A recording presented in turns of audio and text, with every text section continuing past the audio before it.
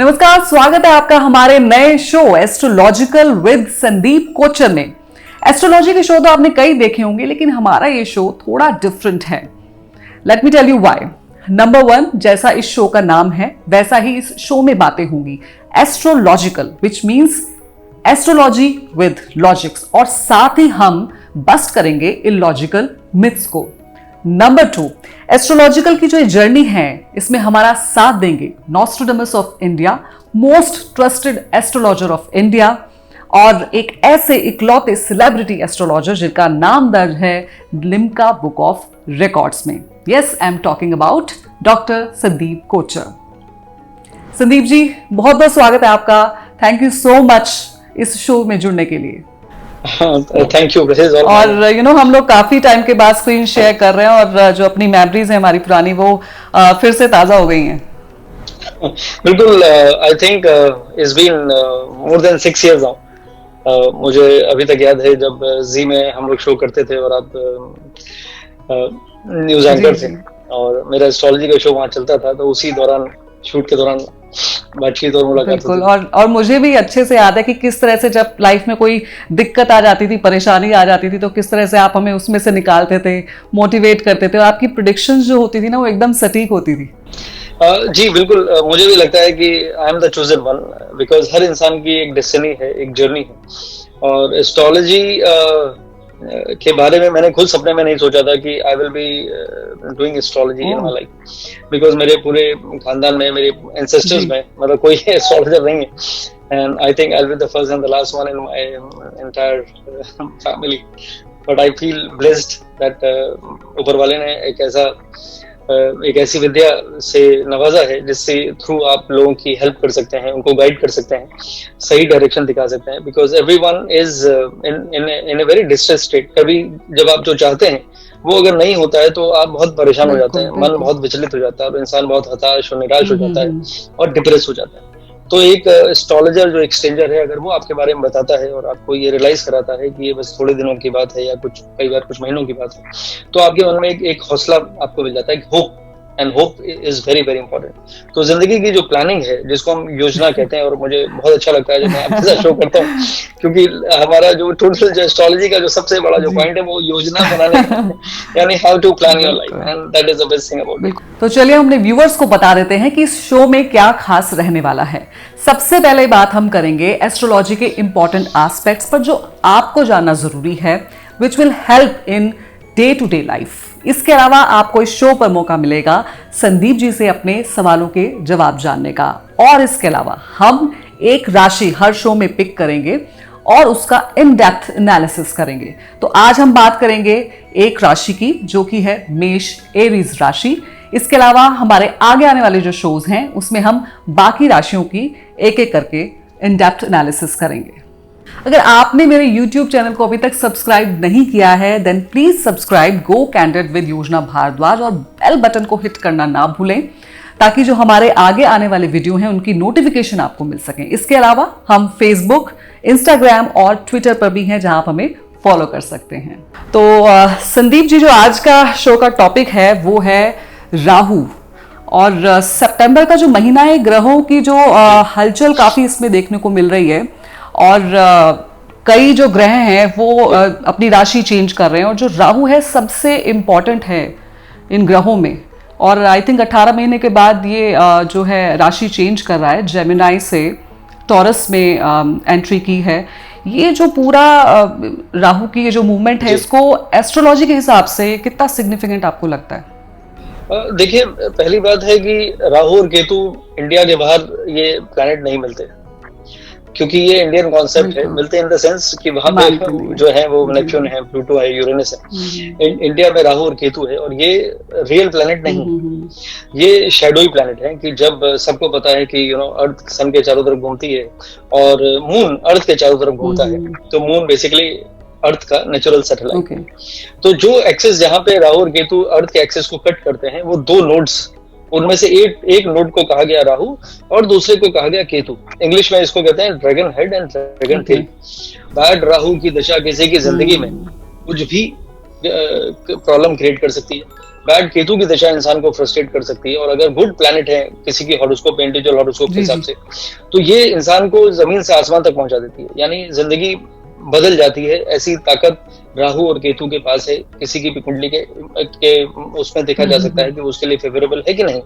तो जैसे आपने कहा कि राहु और केतु का जो मूवमेंट है 23 सितंबर को जो हुआ, ये बहुत बड़ी घटना है। और सबसे पहले इम्पोर्टेंट ये इसलिए भी है क्योंकि अभी हर कोई फंसा हुआ है पैंडेमिक में। ये जो कोविड-19 की जो कहानी है, ये भी राहु और केतु के एक्सेस की वजह से एग्रेवेट हुई, क्योंकि गुरु जो प्लैनेट प्रोस्पेरिटी का है, योजना जी, और जब भी गुरु ट्रांसिट में अफ्लिक्ट होता है तो कोई ना कोई नुकसान वो ह्यूमैनिटी का होता है।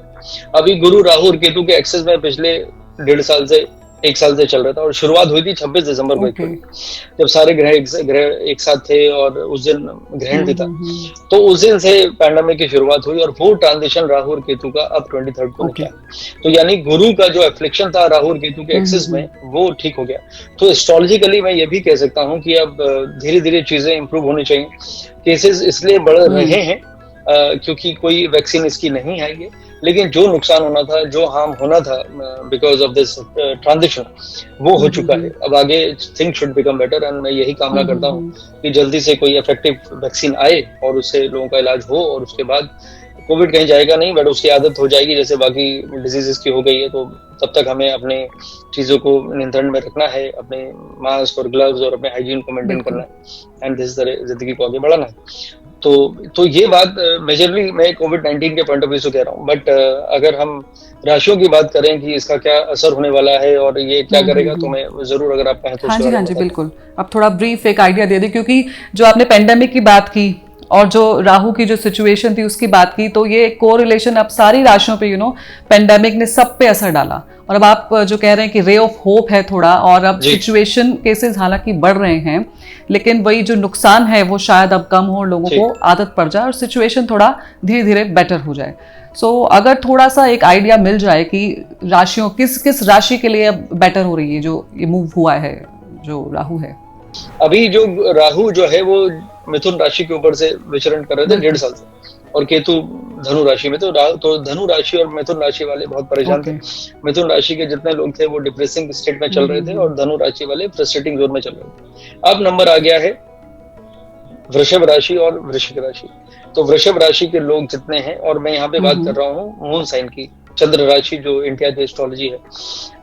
अनफॉर्चुनेटली प्रॉब्लम यह है योजना जी की 90% इंडियंस को अपनी सन साइन पता है और मून साइन नहीं पता। और जबकि जितने इंडिया के एस्ट्रोलॉजर हैं, जितनी इंडिया की जो हमारी जो वैदिक एस्ट्रोलॉजी है, वो मून बेस्ड है, जहाँ आपका चांद है। तो जन्म कुंडली उठाइए और देखिए आपका मून कहाँ पे प्लेस्ड है, वहां पे जो नंबर है वही आपकी राशि है। आज आपको पता जाना चाहिए। तो जितने वृषभ राशि के लोग हैं, वजह या बेवजह, they will be into some kind of distress. एक इमोशनल लो फेज आपकी जिंदगी का है, और अगर मैं राइट वर्ड यूज करूं तो it will be A depressing state.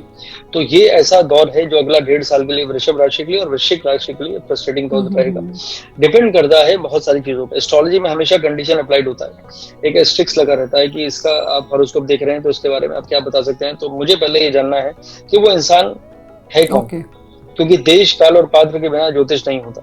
तो पहला सवाल यह है कि क्या वो इंसान स्पिरिचुअल है। तो जैसी स्पिरिचुअलिटी की बात होती है तो वो कहता है जी मंगलवार को मैं वो मंदिर में जाता हूँ, शनिवार को मैं नंगे पैर वहां पे शनि महाराज पे जल चढ़ाता हूँ, और गुरुवार को मैं ये नहीं खाता, और बुधवार को मैं हरा चारा खिलाता हूँ। तो वो क्या कर रहा है, वो डेज में फंसा हुआ। और ये डेज भी मतलब मैं हमेशा यही मजाक करता हूँ कि किसी मंदिर की मान्यता है, जैसे मैं मुंबई में हूँ, अब यहाँ पे सिद्धिविनायक है। सिद्धिविनायक में मंगलवार को लोग जाते हैं और 5 से 6 घंटे में नंबर आता है। अगर आपके पास गोल्ड कार्ड नहीं है तो, वीआईपी नहीं है आप, और लोग लाइन में लग के उनका नंबर आता है, वो दर्शन करते हैं और अपने घर आ जाते हैं आशीर्वाद लेके, जो भी कहिए। और बुधवार को भगवान देखते रहते हैं बाहर झांक कर, इंतजार करते करते कि आज कोई आ जाएगा शायद। तो वही मंदिर और वही भगवान, वही मूर्ति, लेकिन आपने खाली उसको ट्यूसडे ब्रांड लगा दिया। तो कहने का मतलब यह है कि जो वार की आप इंतजार करते रहते हैं, वो वार उतना इम्पोर्टेंट नहीं है भाई साहब। इम्पोर्टेंट है आपकी श्रद्धा, आपका भगवान के प्रति रुझान। इसीलिए कहा गया कि being spiritual is more important then being religious. तो ऊपर वाले से जो इंसान कनेक्ट होता है, और स्पेशली ये बात मैं उनके लिए कर रहा हूँ जो वृषभ राशि के लोग हैं, और 1.5 साल अगर आप चाहते हैं कि आपको कोई भी किसी तरह का नेगेटिव इन्फ्लुएंस आपके ऊपर ना हो, आपका मन परेशान ना हो, आप डिप्रेसिंग स्टेट में नहीं जाए, तो आज से आपको कसम खानी पड़ेगी कि 1.5 साल के लिए आपको 10 मिनट के लिए मेडिटेशन करना चाहिए।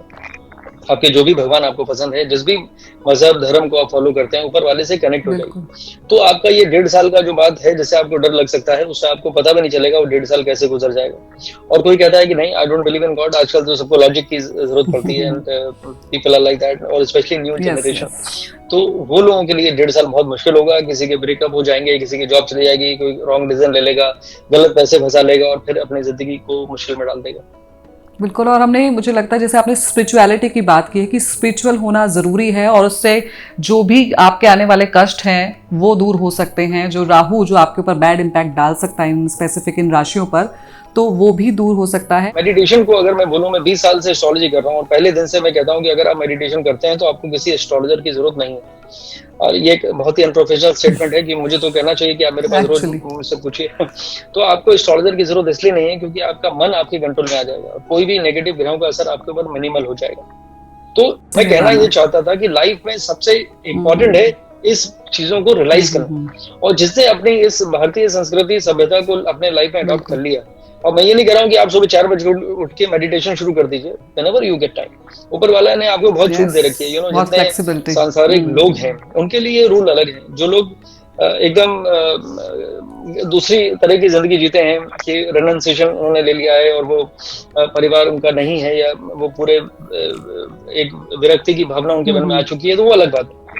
उनके लिए सुबह 4 बजे उठना ठीक है। जिनका आपका परिवार है, आपके बच्चे हैं, तो आप कभी भी सुबह, दोपहर, शाम, रात को बैठे बैठे, लेटे लेटे मेडिटेट कर सकते हैं। तो एक भावना के साथ, विश्वास के साथ अगर आप ये जिंदगी का हिस्सा बना लेते हैं, तो चाहे वो वृषभ राशि है या कोई भी राशि, आपको किसी भी ग्रह का कोई असर नहीं होगा, और आपकी जिंदगी जो है वो बहुत ही ब्यूटीफुल तरह से आगे बढ़ती चलेगी। बिल्कुल। तो संदीप जी, अब नेक्स्ट सेगमेंट की तरफ हम चलते हैं। हमारे पास कुछ सवाल आए हैं। विमल जगूड़ी हैं ये, और उत्तराखंड से ये हैं। इनका डेट ऑफ बर्थ है 4 अगस्त 1979 जी, और टाइम है 11:35 PM। सवाल इन्होंने स्पेसिफिक पूछा है कि ये गवर्नमेंट ऑफिसर हैं, और फिलहाल ये VRS लेने की सोच रहे हैं, बट थोड़ा कंफ्यूज्ड है कि क्या ये डिसीजन जो है वो सही रहेगा, बिकॉज ये अच्छी पोजीशन पे हैं।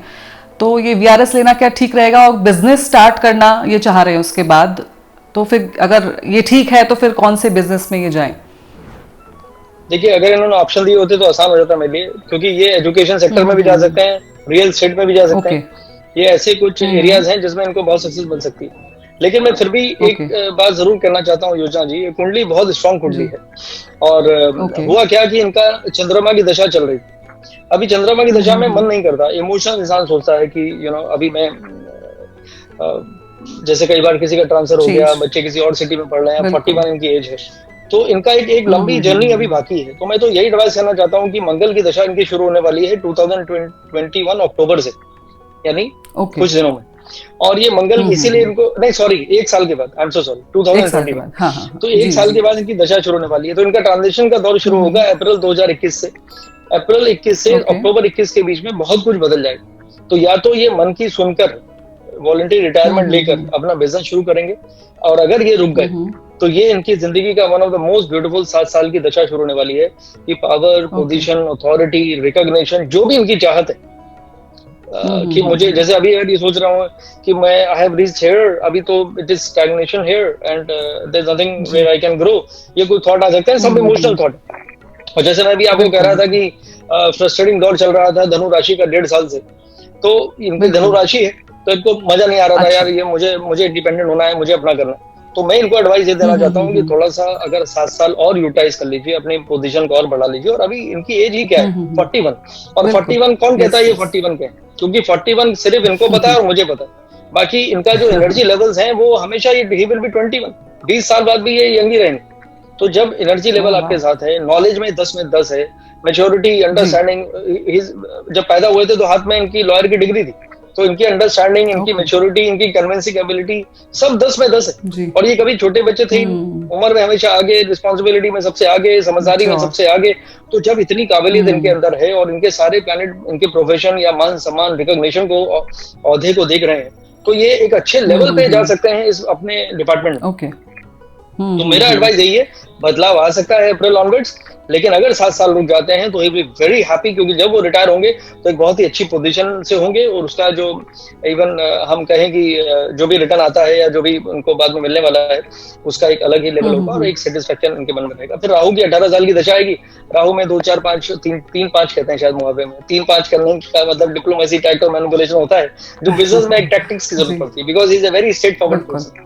तो तब राहु की दशा में he can venture into anything. Even अगर ये राजनीति में भी जाने का इनका इंटरेस्ट अगर बनेगा, भले इन्होंने अभी नहीं सोचा, तो I will not be surprise, क्योंकि राहु इनको किसी भी लेवल पे ले जा सकता है। और इसके अलावा एक और सवाल है, लाओस से ये सवाल हमारे पास आया है। कंचन भंडारी अपनी बेटी के लिए एक्चुअली सवाल पूछ रही हैं। इनकी बेटी का नाम है काव्या भंडारी और लखनऊ में ये बॉर्न हुई हैं, और डेट ऑफ बर्थ है इनका 14 जनवरी 2013। तो ये कह रही हैं कि इन्होंने अभी तक कुंडली नहीं दिखाई है बच्चे की, और ऑल टुगेदर जानना चाह रही हैं कि फ्यूचर कैसा रहेगा, स्टडीज में कैसी रहेगी, हेल्थ कैसी रहेगी। तो सबसे पहले मुझे इनकी मदर की कुंडली देखना बहुत जरूरी है, क्योंकि टेंशन में मदर रहेंगी, ये टेंशन में नहीं रहेगी बच्ची। 7 साल की बच्ची है, और ये मैं बता दूं, ये 7 की नहीं है, ऑलरेडी 17 की हो चुकी है। लेकिन अगर इनकी मदर की टेंशन लेने की टेंडेंसी है कि पता नहीं आगे क्या होगा, कैसे होगा, तो वो अच्छी बात नहीं है। एक चीज जरूर है मुझे, जिसके लिए मुझे लगता है कि उन्होंने जो ये थोड़ा सा इंटरेस्टेड है, कि इनकी राहु की महादशा चल रही है काव्या की, और ये राहु की दशा अभी भी 12 साल बाकी है, यानी 12 और 7 19 साल, यानी जब ये कॉलेज में आएगी तब तक राहु की दशा चल रही होगी। और राहु इनका डेबिलिटेटेड है, नीच का राहु है, जिसकी वजह से फोकस नहीं रहेगा। तो एक समस्या अगर इनको आती होगी काव्या से, वैसे तो काव्या इज टू स्मॉल, 7 साल का बच्चा छोटा होता है, कि फोकस नहीं है उसका। फोकस ना रहने के और भी कई वजह हैं। बहुत एक्टिव बच्ची है, बहुत ब्यूटीफुल तरह से, क्रिएटिव तरह से चीजों को करती है, समझदार बहुत है, हर चीज को अलग तरह से करने की कोशिश करती है, लर्निंग एबिलिटी भी उसकी स्ट्रांग है, लेकिन फोकस का सबसे ज्यादा समस्या उनको होगी। तो मेरा यही मानना है, काव्या जी की जो मदर है, उनका क्या नाम बताया था आपने? कंचन, शायद कंचन भंडारी। कंचन, हाँ मुझे कैसे आता। हाँ जी, तो कंचन जी, आपसे इतनी गुजारिश है कि आप अपनी बेटी को सपोर्ट करिए। जब तक उसका 12th क्लियर नहीं हो जाता, यानी 19 साल की उम्र में वो अचानक बड़ी हो जाएगी, और उसकी गुरु के 16 साल की दशा शुरू हो जाएगी। गुरु उसका खुद का रिकॉग्निशन का, प्रोफेशन का लॉर्ड है, और लग्नेश भी है, और वो जो चाहेगी, जैसा चाहेगी, जिसको चाहेगी, 16 साल 19 साल की उम्र से जो वो चाहेगी, अच्छा कॉलेज, अच्छा करियर, अच्छा हस्बैंड, बच्चे, सब कुछ, वो 16 साल में जो एक अच्छा फेज, सबसे इंपॉर्टेंट फेज होता है किसी की भी जिंदगी में, तो उस समय उसकी सबसे अच्छी दशा शुरू हो जाएगी, and that will be the best time in her life. लेकिन ये अगले कुछ सालों तक इसको आप अपने गाइडेंस में प्यार से समझाकर, उसकी टीचर मत बनिए, उसकी दोस्त बन जाइए, और उसको थोड़ा सा स्पिरिचुअल कनेक्ट में आप लाइए, क्योंकि राहु पूजा पाठ नहीं करने देता। तो अगर इसको थोड़ा सा डिविनिटी या ब्लेसिंग्स और भगवान का आशीर्वाद, ये तो अगर आप थोड़ा सा उसके मन में इंकलकेट करेंगे, तो वो आपकी बात भी समझेगी, और उसका कंसंट्रेशन लेवल भी बढ़ जाएगा, and she will have that wisdom to understand कि व्हाट इज राइट। तो पढ़ाई में मन लगाएगी, और फिर उसकी जिंदगी आसानी से गुजरेगी। बिल्कुल। और एक लुधियाना से भी हमारे पास सवाल है, शिवानी है ये जानना चाह रही है कि ये ब्रॉड सेटल होना चाह रही हैं, शिफ्ट होना चाह रही हैं परमानेंटली, तो क्या इनके कोई योग बन रहे हैं बाहर शिफ्ट होने के, और कब तक? देखिए 40th ईयर इनका कंप्लीट हो गया अभी, और 40 साल के बाद अगर कोई इतना बड़ा डिसीजन ले रहा है, तो उसके पीछे कोई बड़ी वजह होनी चाहिए। पहली बात है कि अगर ये मैरिड है, तकरीबन 40 साल में सबकी शादी तो हो जाती है, तो अगर मैरिड है, बिल्कुल बिल्कुल, तो हस्बैंड की हॉरोस्कोप क्या कह रही है, हस्बैंड कितना जाना चाहते हैं, और उनकी कुंडली में क्या चल रहा है, वो देखना बहुत जरूरी है। इनकी कुंडली में मैं जरूर कह सकता हूँ कि ज्योतिष में कुछ नियम है कि कोई दशा ऐसी चल रही हो जो 12वें घर का लॉर्ड हो, राहु की दशा चल रही हो, 4th हाउस में कुछ अफ्लिक्टेड मैलेफिक प्लैनेट हो, तो इंसान विदेश चला जाता है अगर जाना चाहता है तो। इनके 4th हाउस में शनि है जो बाहर भेजने की कोशिश करेगा। शुक्र इनका राहु के साथ है, राहु मीन्स फॉरेन लैंड, और शुक्र इनके 12वें घर का लॉर्ड है, the house of foreign land. यानी अगर सब कुछ ठीक है, कहते हैं कि तमाम सबूतों और गवाहों के मद्देनजर ये अदालत इस नतीजे पे पहुंची है कि अगर शिवानी बाहर जाना चाहती हैं तो उसकी सारी कंडीशन फुलफिल्ड है, बशर्ते एक प्रैक्टिकल तरीके से वहां पे सब कुछ सेट है। जहां ये जाना चाहती हैं वहां पे इनके पहचान के लोग हैं या हस्बैंड हैं, वहां पे उनको जॉब मिल गई या कुछ ऐसा करियर वाइज, एक अगर विजडम के साथ, प्लानिंग के साथ अगर ये चीजों को जानना चाहती हैं उनकी इच्छा के साथ, तो फिर इनको सक्सेस वहां पे जरूर मिलेगा और रास्ता उसका कभी भी खुल सकता है। ये जरूर है, मैं एडवाइस करूंगा कि नवंबर 2021 तक रुक जाइए, 1 साल और रुक जाइए, क्योंकि शुक्र में चंद्रमा की दशा चल रही है और चंद्रमा कुंडली में नीच का है, जिसकी वजह से गिले शिकवे की आदत इनको बचपन से है, इसलिए इनकी कभी किसी से आसानी से बनती नहीं है। इंसान बुरी नहीं है, बहुत अच्छी इंसान है, आइडियलिस्टिक है, अथॉरिटेटिव है, क्रिएटिव है, पैशनेट है, इंट्यूटिव है, कुछ भी सीख जाएंगी। टारो, रेकी, एस्ट्रोलॉजी मैं नहीं कहूंगा क्योंकि कंपटीशन ऑलरेडी ज्यादा है, लेकिन ये कुछ भी सीख सकती हैं अगर ये चाहें तो। और इनका एक सबसे बड़ा जो दुश्मन है, इनके 2 दुश्मन है इस दुनिया में।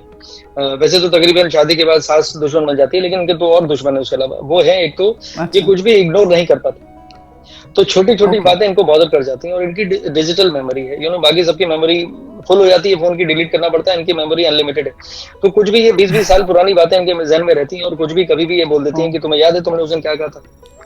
तो वो हमेशा इनकी जिंदगी को मुश्किल में डाल देता है। और दूसरी बात है कि इनको हमेशा ये लगता है कि पूरी दुनिया इनकी दुश्मन है, क्योंकि इनको हर कोई हर्ट कर देता है, ऐसा इनको लगता है। यानी या तो किसी ने कहा कुछ और, इनको लगा कुछ और, किसी ने मजाक किया तो लगा मजाक उड़ाया। तो ये लोग, अगर मैं बोलूं तो Shivani is prone to hurt. पहली बात है कि वो इग्नोर कर नहीं पाती हैं चीजों को, छोटी छोटी बातें पकड़ लेती हैं और फिर उसकी वजह से हर्ट हो जाती हैं, फिर जिंदगी मुश्किल में पड़ जाती है। उसी की वजह से इनका कोई दोस्त इनका बनना आसान नहीं है। इसी वजह से कभी कभी अकेलापन और लगता है कि मुझे तो कोई समझता ही नहीं है, मुझे कोई you don't love me, no one care for me, और ये गिले शिकवे से जिंदगी चलती है। तो मुझे लगता है कि मैंने इनको आई थिंक जरूरत से ज्यादा क्रिटिसाइज किया है, इसीलिए to make her understand and realise कि life is not about who is right और wrong, life is about harmony and happiness. तो अगर ये थोड़ा सा अपने स्पिरिचुअल कनेक्ट को बढ़ाए, और मेडिटेशन की अगर किसी को जरूरत है योजना जी, तो वो शिवानी को है। तो शिवानी ने अगर मेडिटेशन को जिंदगी का हिस्सा बनाया, तो मैंने जितना इनको क्रिटिसाइज किया है, I will take my words back, इनकी जिंदगी बदल जाएगी। इनको एक एमरल्ड पहनना चाहिए जिंदगी भर, और दूसरा स्टोन डायमंड है, वो इनको सूट करता है। आगे की जर्नी इनकी बहुत अच्छी है। आई विश ऑल द बहुत अच्छी एडवाइस आपने दी है संदीप जी।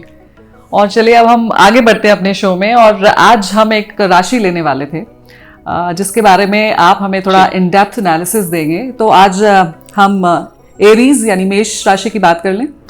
जी बिल्कुल, देखिए मेष राशि शुरुआत मेष से होती है, 12 ज़ोडिएक है, और एरीज इसलिए सबसे पहले एरीज को रखा गया है क्योंकि एरीज आर बॉर्न लीडर्स। उनका जो रूलर है वो मंगल है, और मंगल किसी से हार नहीं मानता है। अभी जैसे मैं शिवानी जी के बारे में कह रहा था, she is sensitive but she is also authoritative, क्योंकि उनका मंगल उनका बहुत स्ट्रांगली प्लेस्ड है। तो मंगल जिसकी कुंडली में स्ट्रांग होता है, वो इंसान के मन में एक कैप्टन बनने की टेंडेंसी बचपन से रहती है। ऐसे लोग हमेशा लीडरशिप स्किल्स उनकी होती है। हाँ, हमारी सोसाइटी में जरूर है कि जिनका मंगल स्ट्रांग है, उनको कहते हैं भाई ये यहाँ के चौधरी तो यही, तो वो लोग चौधरी बन जाते हैं, यानी हर चीज में इनिशिएटिव लेने की कोशिश करते हैं। मेष राशि वालों की ये एक टेंडेंसी होती है कि वो हर चीज को एनर्जी के साथ, अथॉरिटी के साथ, एक पूरे जज के साथ लग कर करते हैं। और ऐसे लोग स्पोर्ट्स में चले जाते हैं, स्पोर्ट्समैन और वुमेन बन जाते हैं, या फिर आर्मी में या पुलिस में, या अगर ना भी जाए एरियाज में, अब अगर ऑफिस में भी है, अगर कोई भी किसी भी ऑफिस में भी है, तो फिर भी उनको हमेशा एक लीडरशिप का वो रहता है कि मैं ही लीड मुझे करना चाहिए। और ये एक अच्छी बात भी है, they believe in initiative, because Mangal इंसान को एनर्जी देता है। ये लोग हमेशा 24 घंटे लगे रहते हैं, थकते नहीं। अच्छा। ऐसे बच्चे, छोटे छोटे बच्चे आप देखिए कि अरे तुम कितना खेल रहे हो, तुम थके नहीं, सारे बच्चे थक के बैठ गए और वो लगा हुआ है बच्चा अभी तक, क्योंकि वो उसकी राशि मेष राशि है। तो ऐसे लोगों का एनर्जी लेवल बहुत हाई रहता है, काफी एक्टिव। बट उसका एक, ये तो अच्छी बात है जी, लेकिन उसका एक फ्लिप साइड है योजना जी। फ्लिप साइड ये है कि मंगल इंसान को एग्रेसिव भी बना देता है, तो ये एक सिचुएशन क्रिएट हो जाती है। तो अगर किसी की वाइफ या किसी के हस्बैंड मेष राशि के हैं, तो उसके स्पाउस को ये जरूर एक शिकायत हमेशा रहती है कि तुम अपना हमेशा अपनी चलाती हो या चलाते हो, और तुम तुम्हें तुम्हारी नाक पे गुस्सा रहता है, तुम हर बात पे रिएक्ट कर जाते हो, क्योंकि ये लोग डिप्लोमेसी यूज नहीं करते, इनको डिप्लोमेसी की स्पेलिंग आती ही नहीं। तो they are always straightforward, always direct in their approach जी। तो उसकी वजह से लोग इनके स्ट्रेट फॉरवर्डनेस को एरोगेंस समझ जाते हैं, इनकी एनर्जी लेवल्स को डोमिनेंस समझ जाते हैं, एग्रेशन समझ जाते हैं। तो उसकी वजह से इनका एक रिलेशनशिप में एक सिचुएशन क्रिएट हो जाती है हमेशा। चाहे कलीग्स होंगे तो उनको लगेगा देखो यही भाई साहब होशियार बन रहे हैं, पूछा हमसे था जवाब उन्होंने दे दिया, because they are very active, ऐसे करके सोच के कुछ भी बोलते हैं। और इसके अलावा इनका आने वाला, जो इस राशि के जो लोग हैं, उनके आने वाला फ्यूचर कैसा रहेगा, कुछ इसका आइडिया आप दे पाए? देखिए मेष राशि के साथ कुछ ऐसी अगर कोई नेगेटिव ट्रांजिट है तो वो शनि का है। शनि जो है उनके 10th हाउस में गोचर कर रहा है, 2 साल और लगेंगे अभी। तो उनको कहीं ना कहीं अपने अच्छा। काम में कहीं ना कहीं रुकावट या किसी तरह का कि भाई ग्रोथ नहीं हो रही। वैसे भी पिछले 6 महीने से तो कुछ हो ही नहीं रहा है किसी के साथ भी, लेकिन मेष राशि वाले को ज्यादा ही फील कर रहा है। तो थोड़ा सा मुझे लगता है तो हौसला और थोड़ी सी तसल्ली रखनी चाहिए, बिकॉज कभी कभी कहते हैं कि no decision is better than bad decision. तो ये वक्त को थोड़ा सा गुजर जाने दीजिए, और जितना पेशेंस आप रखेंगे जो मेष राशि में नहीं होता, तो उतना आपके लिए बेटर है। और इसके अलावा और कुछ, अगर कुछ बैड इम्पैक्ट कुछ आना होता, कुछ होता ना कि खराब वक्त कभी चल रहा होता, तो क्या spirituality is the only option? देखिए बाकी कुंडली पे डिपेंड करता है योजना जी। जैसे अगर मेष राशि है और लगन भी उनका मेष है, तो मैं हमेशा कहता कि भाई आप पुगराज पहन लीजिए, क्योंकि आपका भाग्य स्थान का मालिक गुरु है, तो सद्बुद्धि देगा। और आप अगर मूंगा पहन लेंगे तो मूंगा आपकी राशि मतलब मन स्थिति, स्टेट ऑफ माइंड को पॉजिटिव बनाएगा, वो पहन लीजिए। तो वो कुंडली, इंडिविजुअल कुंडली देख के ही बताया जा सकता है। ये नहीं कि आपकी मेष राशि और आपने मूंगा पहन लिया तो जरूरी नहीं कि आपको शूट करे, क्योंकि वो किस घर में आपका चंद्रमा प्लेस्ड है, तो ऐसा ना हो आपकी हेल्थ खराब हो जाए या आपका एक्सीडेंट हो जाए। तो बहुत सारी चीजें, तो हॉरोस्कोप दिखाना बहुत जरूरी है। Okay okay. तो कोई लकी नंबर, कोई लकी कलर, लकी डे, कुछ इसके बारे में आप बता पाए? देखिए लकी नंबर तो डेट ऑफ बर्थ से पता चलता है योजना जी कि डेट ऑफ बर्थ उसकी क्या है। और लकी कलर्स मेष राशि वालों को हमेशा ब्राइट कलर्स पसंद होते हैं, और रेड मार्स का कलर ही रेड है, तो मोस्टली ये लोग रेड कलर को अपने जिंदगी से जोड़ लेते हैं ऑटोमेटिकली। मतलब मैंने हमेशा देखा है कि कुंडली में ट्राइन के जो कलर होते हैं वो इंसान के लकी कलर्स होते हैं, और लकी कलर्स ऑटोमेटिकली वो फेवरेट कलर्स बन जाते हैं। तो ये तो रही मेष राशि की बात, जिसका संदीप जी ने किया पूरा इन डेप्थ एनालिसिस। और Sandeep ji, thank you so much इस शो में शामिल होने के लिए। जिस तरह से आपने गाइड किया, मोटिवेट किया, उसके लिए आपका बहुत बहुत शुक्रिया। थैंक यू योजना जी। और मैं अपने व्यूअर्स को बता दूं कि वो इस शो में कैसे शामिल हो सकते हैं, कैसे अपने सवाल भेज सकते हैं। आप हमारा ईमेल आईडी नोट कर लीजिए, gocandidShow@gmail.com। इस पर आप हमें अपने सवाल भेजिए और संदीप जी से जानिए उनके जवाब। तो आपसे अब मुलाकात होगी नेक्स्ट फ्राइडे रात 8 बजे।